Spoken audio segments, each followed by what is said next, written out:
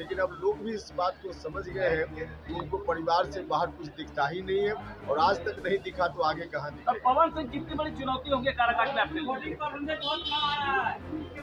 अरे भैया, गर्मी का माहौल है, इसके चलते वोटिंग परसेंटेज कम है, लेकिन आगे के लिए हम लोगों से आग्रह कर रहे हैं कि वोटिंग परसेंटेज बढ़ाइए। गर्मी एक दिन सह लीजिए, 5 साल राहत मिलेगी।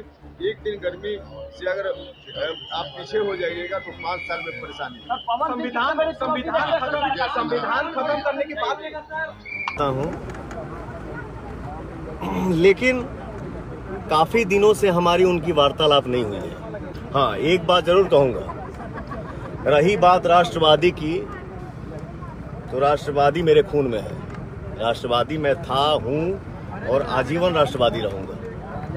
लोग कहते हैं कि पवन सिंह जी स्वाभिमान से समझौता नहीं करते, खुद पवन सिंह जी ने भी ये कहा है। तो पवन सिंह जी अब चुनावी मैदान में उतर चुके हैं, तो यहाँ से वापस होने की तो बात ही नहीं बनती। नमस्कार, नेक्स्ट 9 न्यूज देख रहे हैं आप। मैं हूँ आपके साथ प्रांशु राठौर। हमारे साथ इस वक्त मौजूद हैं तनुज।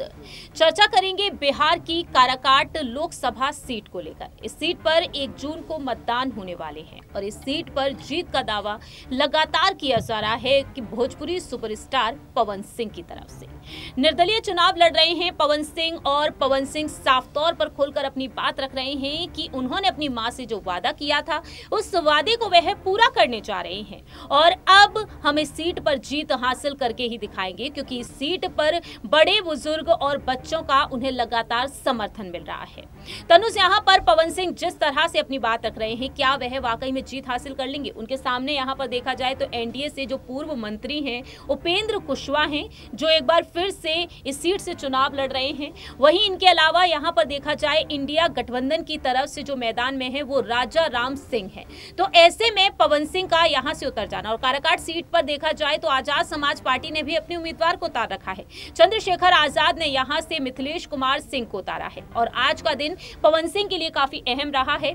आज पवन सिंह ने नामांकन पत्र दाखिल कर दिया है, और ऐसे में देखा जाए एक बार फिर से वही कयास तेज हो रहे हैं कि पवन सिंह बीजेपी में एक बार फिर से शामिल होते हुए देखे जाएंगे, अगर प्रस्ताव उन्हें मिल रहे हैं जिस तरीके से, या फिर पवन सिंह बीजेपी से पूरी तरीके से बाहर होते हुए नजर आएंगे। सबसे बड़ी बात यहाँ पर यही आ जाती है, पवन सिंह अपने दम पर इस सीट से वाकई में जीत हासिल करते हुए नजर आ सकते हैं। बिल्कुल, देखिए पवन सिंह जो उम्मीद है कहीं ना कहीं, जिस तरह से काराकाट सीट पर निर्दलीय चुनाव लड़ रहे हैं, नामांकन पत्र दाखिल कर रहे हैं, ऐसे में जो मां से वादा किया था उसका पूरा करने की वो कोशिश कर रहे हैं। लेकिन जैसे आपने बोला, और जो कयास भी सूत्र भी सामने आ रहे हैं कि बीजेपी पार्टी की तरफ से कोशिश तो बहुत करी जा रही है उनको मनाने की। जिस तरह से मनीष कश्यप को मनाया गया, इस तरह से उन्हें मनाने की कोशिश करी जा रही है।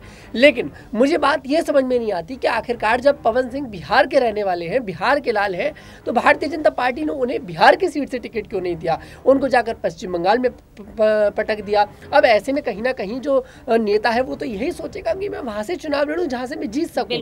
उनको लग रहा है मैं काराकाट सीट से जीत दर्ज कर सकता हूं, और काराकाट सीट पर देखिए एक तो सुपरस्टार है, वहां की जनता प्रेम करती है, और प्रेम करती है उसमें तो कोई दोहराए नहीं है। जिस तरह से उनकी जो रैलियों में आपने देखा होगा, भीड़ को आपने देखा होगा, आज नामांकन पत्र दाखिल करने जा रहे हैं, आप समर्थक देख सकते हैं। तो कहीं ना कहीं पूरी तरह से पवन सिंह के लिए समर्थन जरूर है।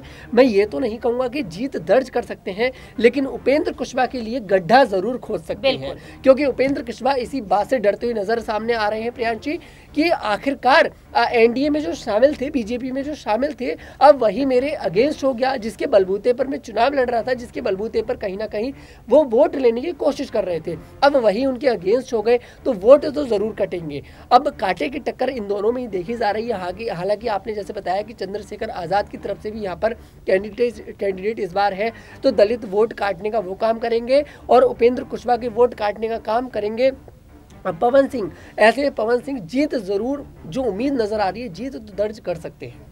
देखिए, जीत का दावा जिस तरह से तनुज भी उनके लिए करते हुए नजर आ रहे हैं, लेकिन यहाँ पर बात ही बन जाती है कि कहीं ना कहीं एनडीए का जो वोट बैंक है वो पूरी तरीके से पिछड़ता हुआ नजर आ रहा है। जो एनडीए का जो गणित है यहाँ पर कहीं ना कहीं बिगड़ता हुआ नजर आ रहा है, क्योंकि पवन सिंह साफ तौर पर दावा कर रहे हैं। यहाँ पर आपको एक रिपोर्ट दिखा देते हैं कि किस तरह से पवन सिंह खुलकर अपनी बात रख रहे हैं बीजेपी को लेकर भी। देखिए जरा। ये बताऊं कि पूरे हिंदुस्तान से कोई साउंड पवन के कान में ना आया और ना ही दिखा, लेकिन आरके सिंह जी के हम एक छोटा सा इंटरव्यू देख ली है।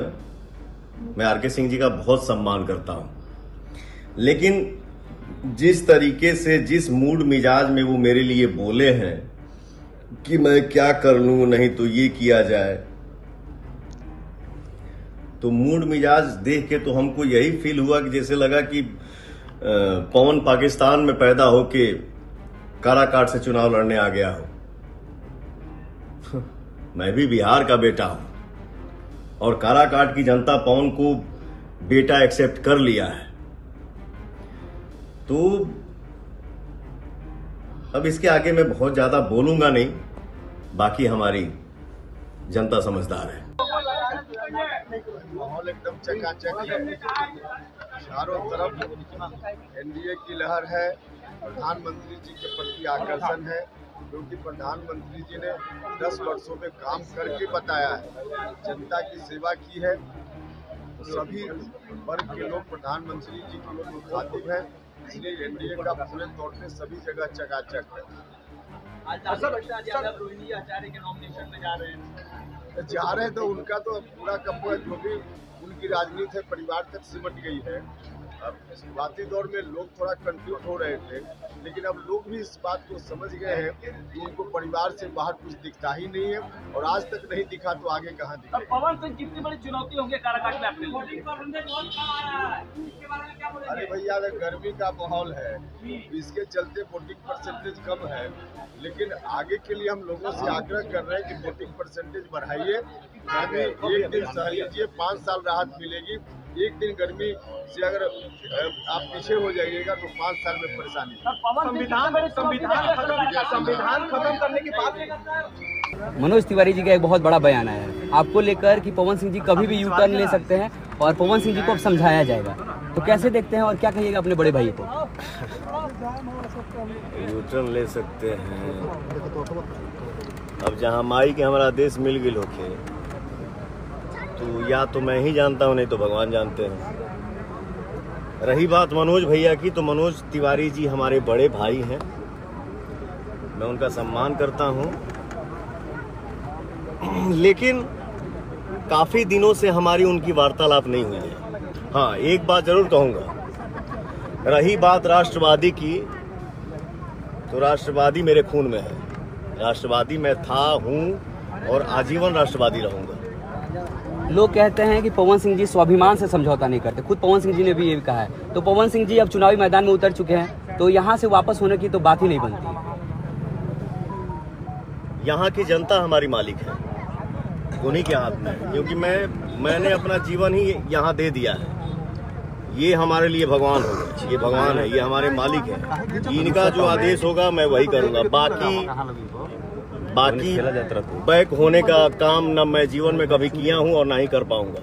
जी, ये थे हमारे साथ भोजपुरी के पावर स्टार पवन सिंह जी। और जिस तरह से पवन सिंह ने यहां पर बीजेपी सांसद मनोज तिवारी को लेकर पूछे गए सवालों का जवाब दिया। आपको जानकारी दे दें कि बीते कुछ दिनों पहले ही बीजेपी में शामिल हुए मनीष कश्यप, और उनका कहना यही रहा कि पवन सिंह बीजेपी में शामिल हो सकते हैं, मनोज तिवारी के संपर्क में बने हुए हैं। तो वहीं मनोज तिवारी भी लगातार अपनी बात रखते हुए नजर आए हैं पवन सिंह पर, और उसके बाद से ये कहा जा रहा है कि बीजेपी में पवन सिंह की वापसी हो सकती है। सवाल यहाँ पर ये बन जाते हैं तनुज की बीजेपी में अगर पवन सिंह की वाकई में वापसी होती हुई नजर आ रही है, तो क्या उपेंद्र कुशवाहा का पत्ता यहां से साफ होता हुआ नजर आ सकता है? अंदर खाने में कहीं ना कहीं उपेंद्र कुशवाहा को दरकिनार करने की कोशिश की जा रही है। हमने देखा एनडीए में जिस तरह से आरएलजेपी को जगह नहीं मिलती है, यानी कि जिस तरह से पशुपति पारस को पार्टी को एक भी सीट नहीं दी जाती है, तो क्या उपेंद्र कुशवाहा जिनको एक ही सीट मिली, वो काराकाट सीट मिली, क्या पूरी तरीके से अब उन्हें भी आने वाले समय में दरकिनार किया जा सकता है? पवन सिंह से हाल ही में सवाल पूछा गया कि बीजेपी उन्हें खुला ऑफर देती है, तो आखिरकार पवन सिंह बीजेपी के ऑफर को स्वीकार करेंगे या नहीं? लेकिन वह कहते हैं कि जनता ही हमारी मालिक है, हम हीरोगिरी दिखाएं या फिर हम गायकी करें, या फिर जो तीसरी पारी जो हम खेलने जा रहे हैं राजनीति में, या फिर हम ये सब करें। तो वह कहते हैं कि मेरी अब ये क्षमता नहीं है कि मैं इन सारी चीजों पर ध्यान दे सकूं। तो क्या पवन सिंह की अब बीजेपी में वापसी नजर आ रही है? देखिए, अभी प्रियांशी, जैसा भी आपने दूसरी बात में कहा कि कहीं ना कहीं उपेंद्र कुशवाहा को अलग किया जा रहा है, वो कहीं ना कहीं मेरे मन में भी चल रहा था और मैं अपनी बात ये रखने ही वाला था। देखिए, खबरें ये भी सामने आ रही रही है कि बीजेपी पार्टी एक बहुत बड़ा जाल बिछाती नजर आ रही है जेडीयू पार्टी के लिए, क्योंकि उपेंद्र कुशवाहा बड़े नेता हैं जेडीयू पार्टी के लिए। अब ऐसे में अगर काराकाट सीट से जाते, जहाँ से वो देखिए चुनाव भी जीते हैं कई बार, अगर वहाँ से वो चुनाव हार जाएंगे, वो भी पवन सिंह के अगेंस्ट में, और अगर जीत दर्ज पवन सिंह कर लेते हैं उसके बाद वो बीजेपी में आ जाते हैं, तो सीट तो देखिए बीजेपी की रही, सीट तो एनडीए की रही, तो कहीं ना कहीं उपेंद्र कुशवाहा का पत्ता कटता नजर आएगा। ऐसे में बातें ये सामने आ रही हैं कि सूत्र ये कह रहे हैं कि कोशिश तो मनोज तिवारी कर रहे हैं पवन सिंह को मनाने की, लेकिन पवन सिंह मना करते नजर आ रहे हैं कि नहीं, इस तरह की कोई बातें नहीं है, इस तरह की बातें। और देखिए, अगर अब तक बात बनती तो अब तक बनती। आज नामांकन वो दाखिल कर रहे हैं, आज नामांकन दाखिल करने के बाद बहुत मुश्किल ही हालात होंगे कि वो जाकर बीजेपी पार्टी में शामिल हो, लेकिन इसका पूरा जो घाटा होगा, जैसे मैंने अपने पहले भी बात को रखा कि इसका पूरा घाटा उपेंद्र कुशवाहा को होने वाला है। उपेंद्र कुशवाहा की जो राजनीति है उसको खत्म करने की कोशिश करी जा रही है, और उसको खत्म करने का काम भारतीय जनता पार्टी खुद करती नजर आ रही है। अगर भारतीय जनता पार्टी को पवन सिंह के लिए असनौल से ही चुनाव लड़वाना था शुरुआत से ही, तो वो कैसे भी मनाती, कुछ बातें करती या बिहार की किसी और सीट से चुनावी मैदान में उतारती, मैदान में तो उतारती। लेकिन अब पवन सिंह ने क्या करा, काराकाट सीट से निर्दलीय चुनाव लड़ने का देखिए ऐलान कर दिया। आज नामांकन दाखिल कर रहे हैं। घाटा किसका हो रहा है? बीजेपी का कुछ नहीं जा रहा, सब कुछ उपेंद्र कुशवाहा के घाटे में जा रहा है, और उपेंद्र कुशवाहा के लिए गड्ढा खुदता हुआ यहाँ पर नजर आ रहा है।